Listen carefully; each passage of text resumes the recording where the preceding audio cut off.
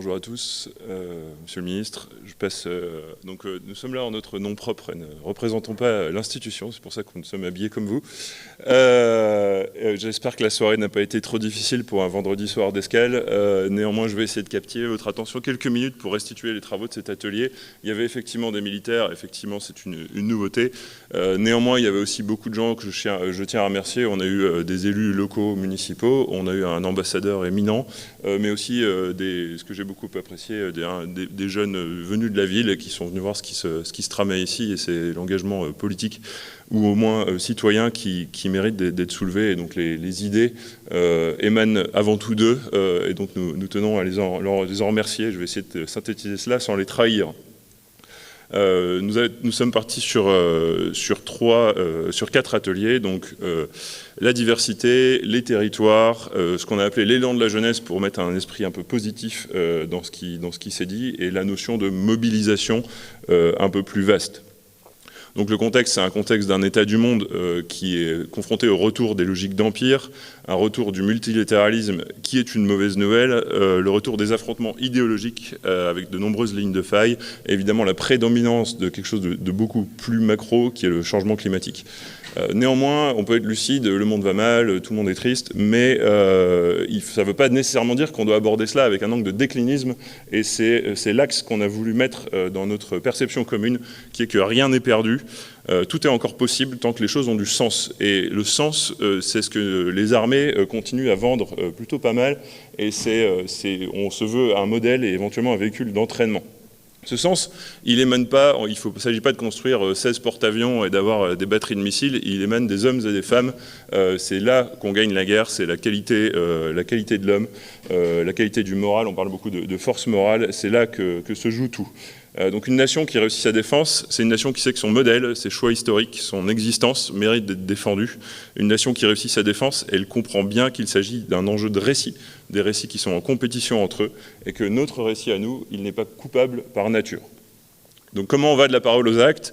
C'est le militaire qui parle aux militants, par l'engagement. C'est ça qu'on est venu faire. Comment faire davantage, comment faire mieux, comment être au rendez-vous? C'est ce que je vous propose d'examiner au prisme d'une citoyenneté républicaine la plus exigeante, celle qui produit un lien indestructible entre la nation et sa destinée. Donc 3 parties, le récit, la surface de contact qu'il faut maximiser et les engagements qui essaient de synthétiser un peu tout ce qu'on s'est dit. Le récit, comment illustrer ça pour vous? C'est très simple. Vous grandissez en France, vous avez accès à l'école, à l'université gratuite, vous avez le cancer, on vous soigne, peu importe vos revenus. Néanmoins, vous choisissez de vous infiltrer au travers de la Turquie, en Irak et en Syrie pour aller couper des mains sous les bombes. Et vous vous dites, ça, c'est un plan de vie qui est mieux que ce qui m'est proposé par la France. Donc moi, ça m'a toujours beaucoup étonné, y compris quand on était occupé à bombarder Daesh. Mais c'est quand même quelque chose qu'on a perdu, un récit qu'on n'arrive pas à promouvoir. Et c'était notre constat de départ, c'est comment est-ce possible de se retrouver face à ça. Et donc là, refus de l'esprit décliniste que j'ai évoqué. Il y a un délitement des structures d'encadrement, je pense que on l'a tous un peu vu. La République s'est faite sur le remplacement, enfin en tout cas l'éviction de l'encadrement religieux de la société. On a eu des grandes tentatives d'encadrement, les blocs communistes, fascistes et ainsi de suite. On a évacué tout ça au nom de la République, ce qui veut dire qu'on a une espèce de devoir historique de proposer un encadrement différent, d'offrir de la transcendance, d'offrir de la vision, du souffle, et donc de rallier derrière un projet commun. Et donc, il nous faut proposer plus, avoir un récit qui remet la priorité à « je préfère rester en France que d'aller à Raqqa ». Des attaques directes ou indirectes, extérieures, transverses, des Russes et des punaises de lit, des frères musulmans et des affaires de maillots de bain, tout cela nous attaque, mais nous devrions être assez forts pour réussir à s'en débarrasser. Vous voyez déjà que je ne vais pas vous parler que de militaires, mais plutôt de notre communauté nationale. Et ensuite, il y a un enjeu qui est la mise à jour du récit entre la forme et le fond. C'est pas parce qu'on s'accroche à une notion de récit national qu'il faut ressortir des vieux plats et qu'il faut réussir à rassembler, à amener de la diversité.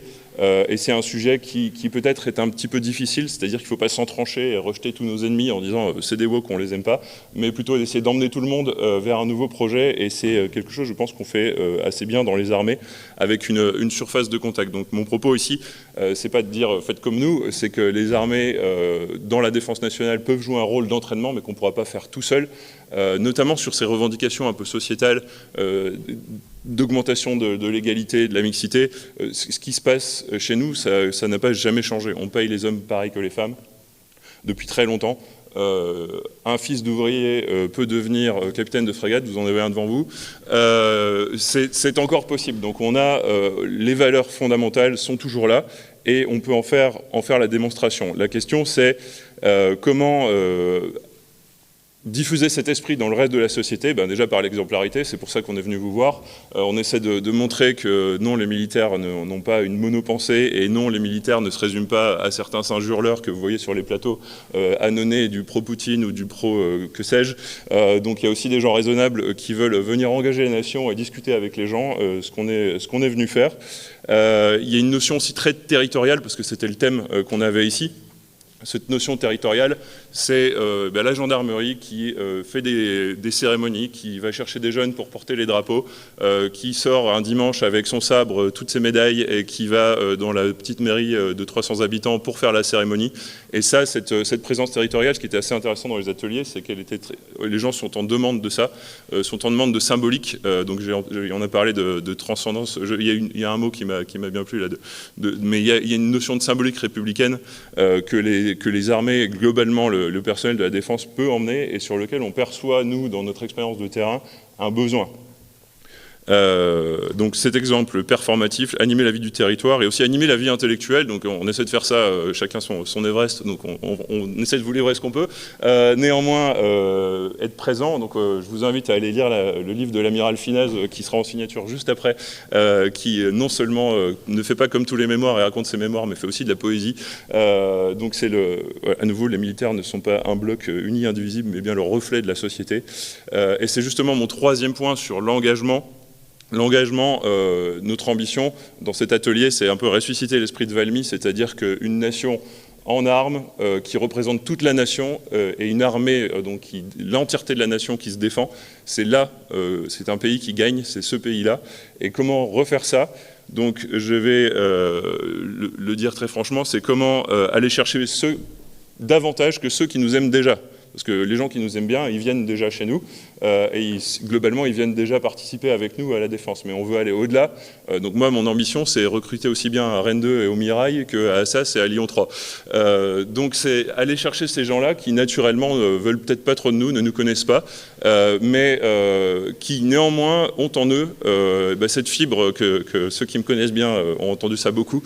La gauche Clémenceau, cette fibre c'est pas parce qu'on est social, c'est pas parce qu'on a des visions universaliste qu'on ne veut pas défendre son pays et qu'on ne comprend pas bien que ce bastion de progrès mérite d'être défendu. Donc concrètement, ça s'articule comment ? C'est promouvoir l'égalité, recruter un peu partout, mais aussi sortir du cadre de militaire. Et c'est bien mon idée, c'est qu'il ne s'agit pas simplement d'avoir des recrues, mais aussi d'aller chercher des entreprises, des PME, et de les laisser elles aussi s'engager dans un esprit sociétal et de défense. Enfin, pour conclure, il n'y a pas de victoire sans humains, sans hommes, sans femmes, et l'esprit de défaitisme, c'est ça qui amène la défaite. Donc attaquons le sujet avec lucidité, mais aussi avec l'espoir et la confiance que l'on veut voir chez les autres. Merci beaucoup.